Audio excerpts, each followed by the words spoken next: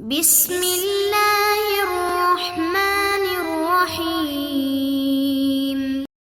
وعلیکم معزز طلبہ کرام، آپ سب کیسے ہیں؟ آج ہم اصول شاشی کے سبق نمبر 152 کو پڑھیں گے، اور آج کے سبق کا عنوان ہے حرف با الصاق کے لیے ہے۔ آج کی ہمارے سبق کی عبارت ایک نئی فصل سے شروع ہوتی ہے۔ آئیے سب سے پہلے عبارت اور اس کا ترجمہ کرتے ہیں،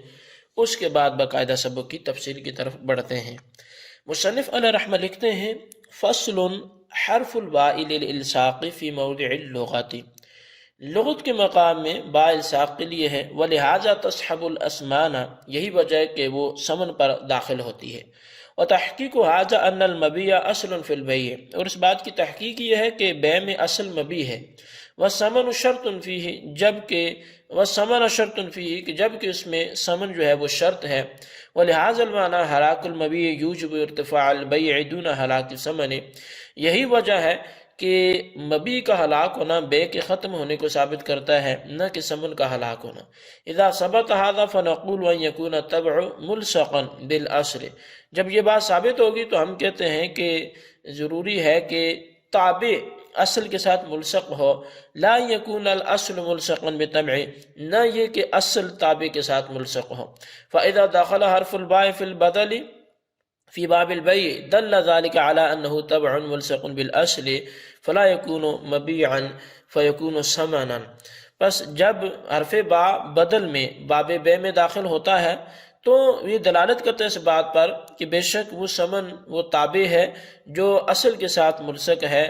فلا یکون مبیعا، پس وہ مبیع نہیں ہو سکتا، جو کہ پس وہ ثمن ہوگا۔ علی ھذا قلنا، اور اسی بنیاد پہ ہم نے کہا اذا قال بیت منک ھذا العبد، جب کسی نے کہا میں نے تجھے یہ غلام بیچا بقر من الحنطۃ، ایک گندم کی بوری کے عوض میں، ووصفها، اور اس نے گندم کی کوالٹی بیان کر دی، یکون العبد مبیعا، تو وہ غلام مبیع ہوگا، والقر ثمنا، جبکہ وہ گندم کی بوری ثمن ہوگا۔ فیجوز الاستبدال به، پس اس کو اس سے بدلنا جائز ہوگا، قبل القبض، قبضے سے پہلے۔ ولو قال بیت منک قر من الحنطۃ ووصفها بهذا العبد، اور اگر اس نے کہا میں نے تجھے یہ گندم کی بوری کو ایک غلام کے عوض میں بیچا اور گندم کی بوری کے اوصاف بیان کر دیے، یکون العبد ثمنا والقر مبیعا، غلام اب ثمن ہوگا اور قر جو ہے وہ مبیع ہوگا۔ ویکون العقد سلما، اور یہ بے سلم ہوگی، لا یصح الا مؤجلا، جو کہ صحیح نہیں ہوگی سوائے ادھار کے۔ وقال علماؤنا، ہمارے علماء نے یہاں تک فرمایا اذا قال لعبده ان اخبرتنی بقدوم فلان فانت حر، کہ جب کسی شخص نے اپنے غلام سے کہا جب تو مجھے فلاں کے آنے کی خبر دے گا تو آزاد ہے۔ فذلك على الخبر الصادق ليكون الخبر ملصقا بالقدوم فلو اخبر كاذبا لا يؤتك، پس یہ سچی خبر پر مشتمل ہوگا جو کہ فلاں کے آنے کے ساتھ ملصق ہوگی، پس اگر اس نے جھوٹی خبر دی تو آزاد نہیں کیا جائے گا۔ ولو قال ان اخبرتني ان فلانا قدم فانت حر فذلك على مطلق الخبر فلو اخبره كاذبا اعتق، اور اگر اس نے کہا کہ اگر تو نے مجھے خبر دی کہ فلاں آ گیا ہے تو آزاد ہے، بس یہ مطلق خبر پر مشتمل ہوگا، اگر اس نے جھوٹی خبر بھی دی تو وہ آزاد کر دیا جائے گا۔ ولو قال لامرأته ان خرجت من الدار الا باذني فانت كذا تحتاج الى الاذن كل مرة، اذا مستثنى خروج ملصق بالاذن، اور اگر کسی شخص نے اپنی بیوی سے کہا کہ اگر تو گھر سے نکلی بغیر میرے اذن کے تو تجھے طلاق ہے، پس وہ ہر مرتبہ نکلنے کے لیے اذن کی محتاج ہوگی، اس لیے کہ وہی نکلنا مستثنی ہے جو اذن سے ملصق ہے۔ فلو خرجت فی المرۃ الثانیۃ بدون الاذن طلقت، اگر وہ دوسری مرتبہ بغیر اذن کے نکلی تو طلاق واقع ہو جائے گی۔ ولو قال ان خرجت من الدار الا ان اذن لك فذلك على الاذن مرۃ، اور اگر اس نے یہ کہا کہ تو اگر گھر سے نکلی سوائے اس بات کی کہ میں تجھے اذن دے دوں تو تجھے طلاق ہے، تو اب یہ اذن ایک مرتبہ ہوگا۔ حتی لو خرجت مرۃ اخرى بدون الاذن لا تطلق، یہاں تک اگر وہ دوسری مرتبہ بغیر اذن کے نکلتی ہے تو طلاق واقع نہیں ہوگی۔ وفي الزیادات اذا قال انت طالق بمشیۃ اللہ تعالی او بارادۃ اللہ تعالی او بحکمہ لم تطلق، اور زیادات میں یہ ہے کہ جب اس نے کہا تجھے طلاق اللہ کی مشیت یا اس کے ارادے یا اس کے حکم کے ساتھ ہے تو اب اس کو طلاق واقع نہیں ہوگی۔ جی طلبہ کرام، یہ ہمارے آج کے سبق کی عبارت اور اس کا ترجمہ تھا۔ آئیے اب اس کی تفصیل کی طرف بڑھتے ہیں۔ حروف معانی میں سے آخری حرف با ہے، اور اس کے معنی کے متعلق اہل اصول و نحات کا اتفاق ہے کہ جو با کی وضع ہے وہ الصاق کے لیے ہے۔ اب با کی وضع الصاق کے لیے، اور الصاق کی دو قسمیں، ایک الصاق حقیقی ہے جیسے بھی دا، اور ایک الصاق مجازی ہوتا ہے جیسے مررت بزیدن۔ جب با الصاق کے لیے آتی ہے تو عقود میں سمنوں پر با داخل ہوتی ہے، اور مبی میں مبی سمن کے ساتھ ملصق ہوتا ہے، اور سمن مبی کے ساتھ ملصق بہی ہوتا ہے۔ اب تحقیق و حاضر سے مصنف فرماتے ہیں کہ جب با الصاق کے لیے آتی ہے تو اس کی تحقیق یہ ہے کہ بے میں مبی اصل ہوتا ہے اور سمن شرط ہوتا ہے، اور کسی چیز کی شرط اس چیز سے خارج ہوتی ہے، لہٰذا سمن بے میں تابع اور مبی بے میں اصل ہے۔ اسی وجہ سے فقہائے کرام نے یہ مسئلہ بیان کیا کہ عقد بے کے بعد مشتری نے مبی پر قبضہ نہیں کیا تھا کہ مبی بائع کے پاس ہلاک ہوگی تو بے ختم ہو جائے گی، کیونکہ مبی اصل تھی اور اصل چیز تو ختم ہوگی۔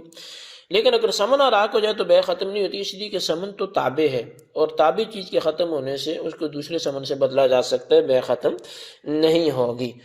مبی کے اصل ہونے کی وجہ یہ ہے کہ مبی کو استعمال میں لا کر انسان اپنی ضرورتیں پوری کرتا ہے، جبکہ سمن میں سمنیت کا معنی ہوتا ہے جو کہ سونے چاندی نوٹوں میں پایا جاتا ہے، اور ان سمنوں کی وجہ سے انسان کی بھوک پیاس وغیرہ ختم نہیں ہو سکتی،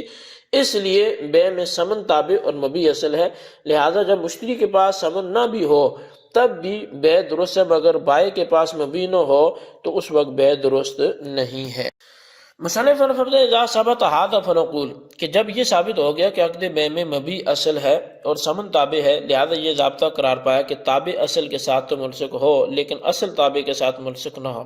لہذا ضابطہ کے تحت تابع اصل کے ساتھ ملصق ہوا اور اصل کا تابع کے ساتھ ملصق ہونا ضابطہ کے خلاف ہوا، تو حرف با جو عقد بے میں سمن پر داخل ہوتا ہے یہ اس بات کی بین دلیل ہے کہ سمن تابع ہے جو اصل مبی کے ساتھ ملصق ہوتا ہے، لہذا حرف با جس پر داخل ہوگا وہ سمن تو ہوگا لیکن مبی نہیں ہوگا۔ اب یہاں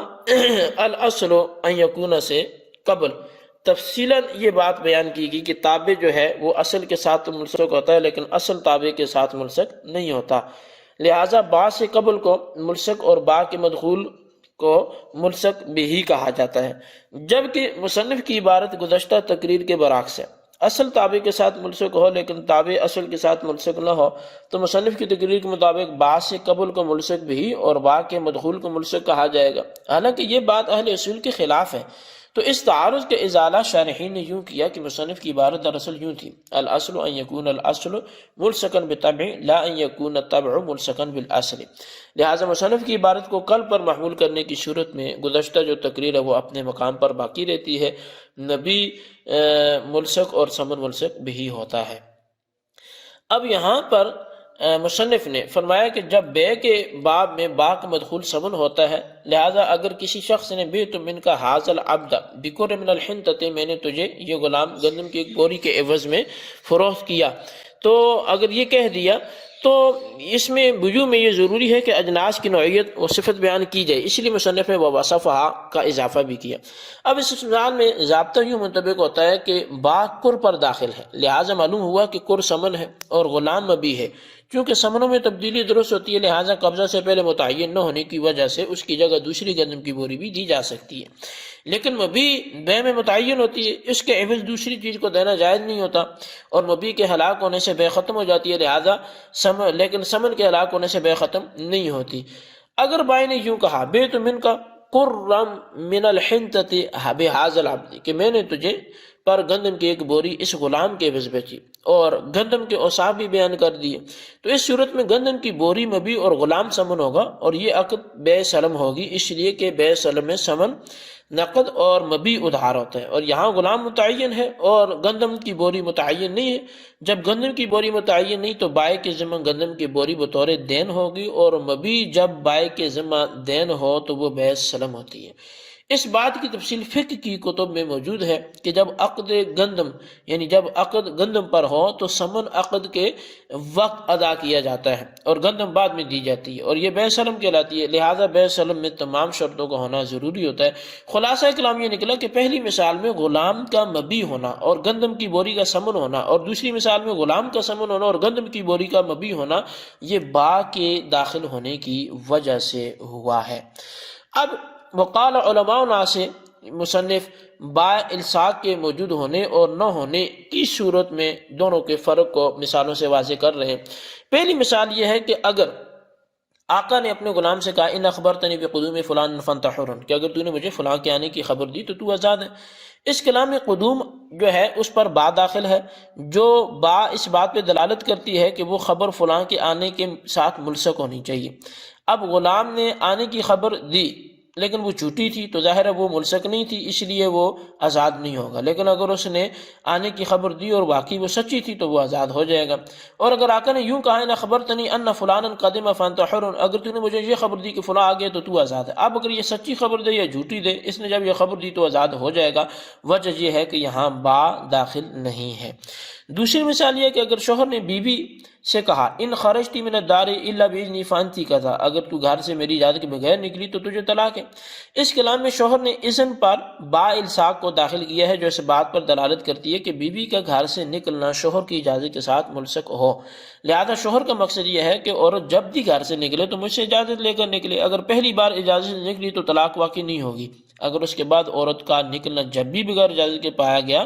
تو طلاق عورت پر واقع ہو جائے گی۔ لیکن اگر شوہر نے یوں کہا ہوتا کہ ان خرجتی من الدار الا ان آذن لکی، تو اس کلام میں چونکہ شوہر نے اذن پر با کو داخل نہیں کیا، لہٰذا اس کلام میں صرف ایک مرتبہ نکلنے کے لیے اجازت لینا کافی ہوگی، اگر پہلی مرتبہ اجازت لے کر نکلی اس کے بعد بغیر اجازت کے جاتی رہی تو طلاق واقع نہیں ہوگی۔ اب وفی زیادات سے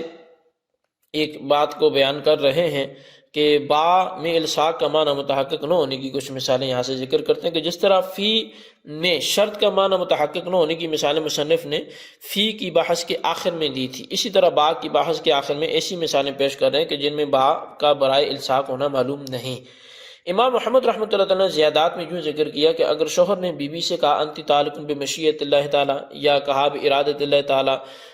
یا کہا بحکم ہی، تو اب اس صورت میں چونکہ بندے کو مشیت الہی کا علم نہیں ہو سکتا، لہذا یہ کہنے سے وہ عورت متعلقہ نہ ہوگی۔ یہ مثال بھی شرط والے معنی کی طرح ہوگی کہ جب شرط کے وجود الصاق کا ادراک نہیں ہو سکتا تو طلاق بھی واقع نہیں ہوگی۔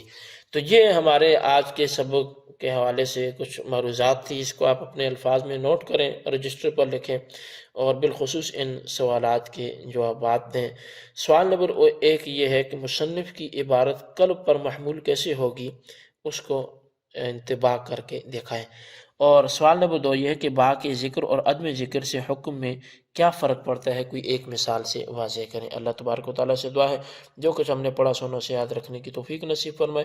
آمین بجاہ نبی الامین صلی اللہ علیہ وسلم۔